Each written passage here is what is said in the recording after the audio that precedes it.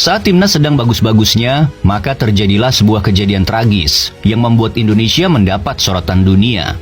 Tepatnya 1 Oktober 2022, terjadi tragedi yang memilukan bagi sepak bola Indonesia. Saat itu muncul kekhawatiran bagi supporter jika Jordi Amat, Sandy Walsh, dan pemain-pemain lainnya akan mengurungkan niatnya untuk membela timnas usai melihat tragedi yang terjadi di kota Malang tersebut. 17 November 2022 kekhawatiran itu tak terbukti. Sandy Walsh dan Jordi Amat resmi menjadi warga negara Indonesia. Sebuah momen paling krusial yang terjadi dalam sejarah proyek naturalisasi. Yang mana momen inilah yang disinyalir sebagai pembuka untuk pemain keturunan lainnya mau bergabung ke timnas Indonesia. Desember 2022 tepatnya dalam ajang Piala AFF, dari kedua pemain itu hanya Jordi Amat yang bisa membela timnas Indonesia. Dan Sandy Walsh gagal debut sebab tak mendapatkan izin dari klubnya, yaitu KV Mechelen. Sayang dalam Piala AFF 2022, timnas Indonesia hanya mampu sampai ke semifinal, usai takluk dari Vietnam dengan agregat 1-0. Namun disitulah para supporter semakin yakin jika komposisi timnas harus diperbaiki dengan menambah pemain keturunan. Sebab dari skuad timnas Indonesia, hanya ada nama Jordi Amat yang terpilih masuk ke dalam Best 11 AFF Suzuki Cup saat itu. 13 Januari 2023, Shane Patinama resmi menjadi warga negara Indonesia. 18 Januari 2023, Ketua Umum PSSI yaitu Iwan Bule resmi mengundurkan diri setelah muncul desakan dari publik sepak bola sebagai bentuk pertanggungjawaban dari Ketua Umum PSSI untuk tragedi Kanjuruhan. 16 Februari 2023, Erick Thohir resmi terpilih sebagai Ketua PSSI periode 2023-2027. Gebrakan awalnya cukup menjanjikan, yaitu mempercepat proses pemain keturunan untuk mendapatkan kewarganegaraan Indonesia. 29 Maret 2023 muncul kabar duka. Indonesia yang akan menjadi tuan rumah Piala Dunia U20 pada bulan Mei 2023 harus mendapati keputusan pahit usai FIFA memindahkan turnamen tersebut ke negara lain.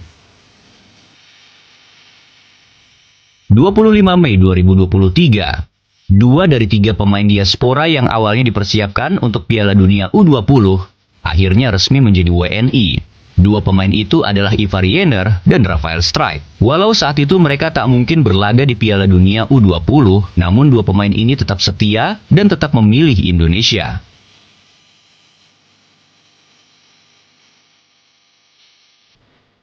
Masih di bulan yang sama, tepatnya Mei 2023, timnas Indonesia berhasil menjadi juara SEA Games di Kamboja. Sebuah pertandingan final yang sangat dramatis. Indra Syafri dan punggawa timnas sudah berselebrasi mengira pertandingan telah berakhir. Namun secara mengejutkan, timnas Thailand berhasil menyamakan kedudukan di menit akhir. Sebuah partai final dengan adegan baku hantam yang mana ada total 22 kartu yang dikeluarkan oleh wasit. Di antaranya 16 kartu kuning dan 6 kartu merah. Dan inilah awalnya sebuah media kenamaan dunia yaitu 433 mulai sering memberitakan timnas Indonesia.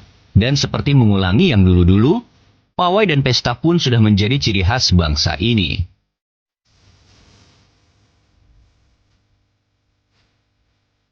19 Juni 2023 mungkin adalah salah satu hari terbaik bagi supporter timnas Indonesia. Tak tanggung-tanggung, Erick Thohir mampu mendatangkan tim juara Piala Dunia yaitu Argentina untuk bertandang melawan timnas Indonesia di GBK.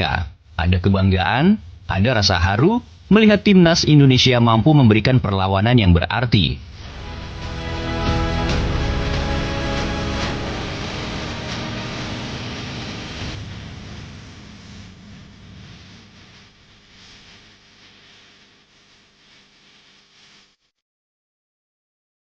6 Desember 2023, pemain yang awalnya ragu membela timnas karena Piala Dunia U20 batal diselenggarakan di Indonesia, akhirnya resmi menjadi WNI. Ya, dialah Justin Hubner. 23 Desember 2023, Jay Itzes resmi menjadi WNI. Saat itu pemberitaan dan nama Jay Itzes tak sepopuler seperti pemain diaspora yang lainnya. Jay dianggap hanya bermain di kasta kedua Liga Italia, dan saat itu sudah terlalu menumpuk pula pemain diaspora yang berposisi sebagai center back. 10-12 Februari 2024, akhirnya momen yang paling ditunggu oleh supporter timnas pun